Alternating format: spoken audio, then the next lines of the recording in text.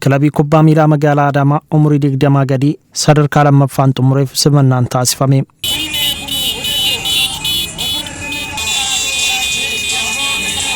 Premier League Itoophiyaa umurii 20 gadii magaalota sadii Burraayyuu, Asallaa fi Hawaasaa irratti gaggeeffamaa kan ture yoo ta'u, tapha xumuraa magaalaa Adaamaa fi Buna Sidaamaa gidduutti gaggeeffameen Bunni Sidaamaa shaampiyoonii ta'e.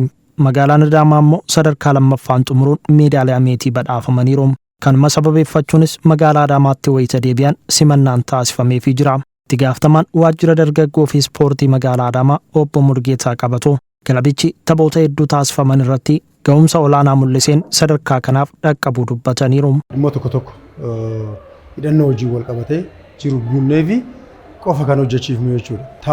Taphachaa turan hundumaayyuu injifatanii yeroo tokko qofa magaalaa Hawaasaatiin injifatamanii geebaaf Sidaamaa wajjin qaqqabe. Sidaamaa wajjin egaa Sidaamni dirree isaaniitti irratti ture 2-1dhaan injifatamuudhaan lammaffaadhaan goolabdee jechuudha. Qophiin keenya gaarii ture jalqabarraa kaasee. Dorgommichi kilabii guddichaaf taphattoota ciccimoo ta'an ittiin horachuun kan danda'ame ta'us ibsaniiru. Guddattoota kanneen keessaa immoo garee guddattoota guddaa ta'anii sanatti ol guddifna.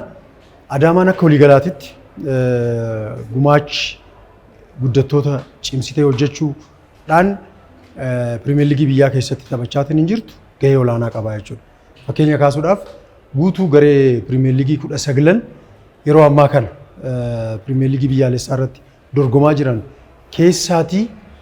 keessatti gareen ijoolleen Adaamaan guddise kilabii kam keessaayyuu hin dhabamne jechuudha. Gumaachi kilabii kennaaf qaban olaanaadha.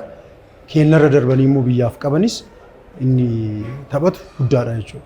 Leenjisaan kilabichaa Afwerq Kabbadaa gama isaaniin hanga xumuraatti falmii guddaa taasisuun milkaa'uu baannus kilabichi ammas morkataa cimaa ta'uusaa mul'isnee jirra jedhan. ዘንድሮ ውድድር ከፍተኛ ፉክክር የተደረገበት ውድድር ነው።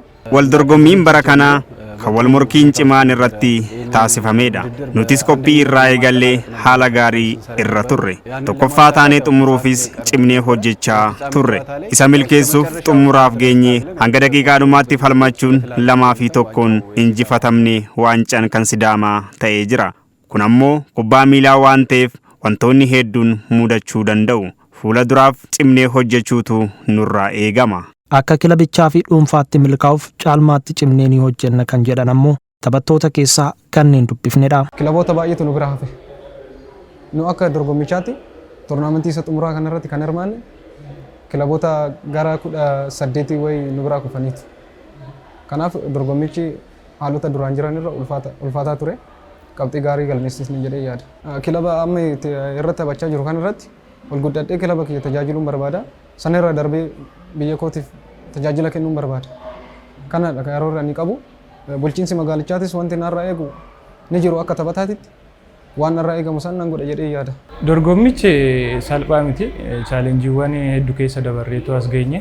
Dorgommiin marsaa lammaffaa kaasarraa irratti ture chaalenjiiwwan hedduu qaba ture.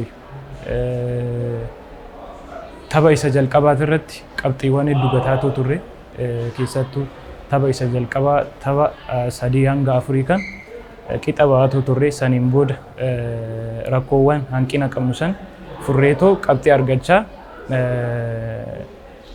haala gaariidhaan dorgommii Asallaa san xumurre jechuudha. Isa marsaa sadaffaa Hawaasa irratti adeemsifame immoo akkuma beektan